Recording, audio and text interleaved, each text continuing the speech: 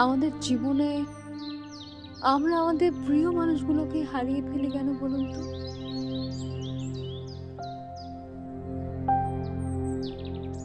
এই জীবনে আমাদের প্রিয় মানুষগুলো,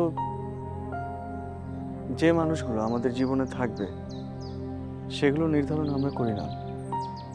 সেগুলো উপর থেকে নির্ধারণ করা থাকে। তা আমি, আপনি বা যে কেউ, তারা চাইলেও তাদের প্রিয়জনকে তাদের কাছে রাখতে পারবে না।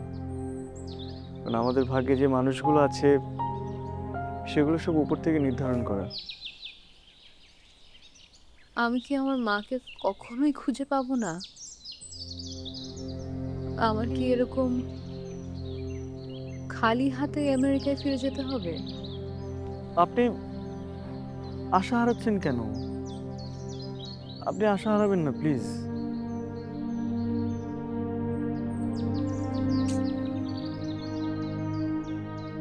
আচ্ছা, আমাদের জীবনে আমরা আমাদের প্রিয় মানুষগুলোকে হারিয়ে ফেলি কেন বলুন তো?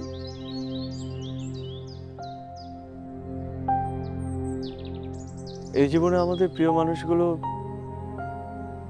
যে মানুষগুলো আমাদের জীবনে থাকবে, সেগুলো নির্ধারণ আমরা করি না। সেগুলো উপর থেকে নির্ধারণ করা থাকে। তা আমি, আপনি বা যে কেউ, তারা চাইলেও তাদের প্রিয়জনকে তাদের কাছে রাখতে পারবে না। কারণ আমাদের ভাগ্যে যে মানুষগুলো আছে, সেগুলো সব উপর থেকে নির্ধারণ করা। কিন্তু প্রিয় মানুষকে হারানোটা যে কি কষ্টের।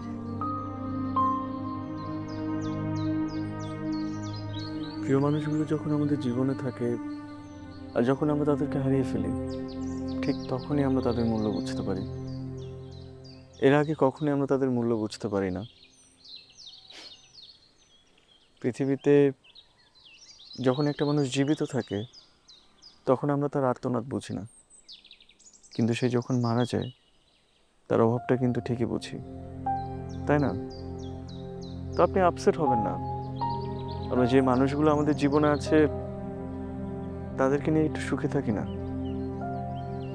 পৃথিবীটা একটা মায়ার জগৎ। এই পৃথিবী বাঁচে মানুষকে নিয়ে, আর আমরা বোকা মানুষ বাঁচি অনুভূতি, ভালোবাসা আর মায়া নিয়ে। মায়া ও ভালোবাসা ছাড়া পৃথিবী কিন্তু অস্তিত্বহীন। হুম, সেই জন্যই হয়তো আমি এত বছর পরেও আমার মাকে খুঁজছি। ওই যে মায়া, ওই মায়াই হয়তো আমার মধ্যে অল্প একটু আশা এখন দেখে দিচ্ছে। আচ্ছা, আপনি আমাকে কেন এত সাহায্য করছেন? ওই যে মায়া।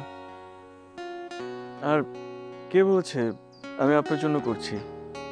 আমার জন্য তো কিছুটা করছি। আপনার জন্য করছেন মানে?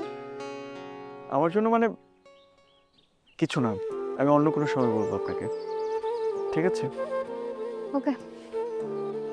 আপনি আপাতত প্রকৃতিটাকে অনুভব করুন। প্রকৃতি অনুভব করলে আপনার সব দুঃখ কষ্ট সব আরামেই দূর হয়ে যাবে। বলছেন?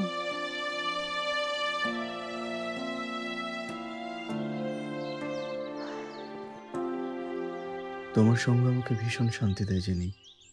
তুমি ভালো থাকলেই ইদানিং আমি ভালো থাকি। দিনে দিনে আমি কেন যেন তোমার অস্তিত্বের সাথে জড়িয়ে যাচ্ছি।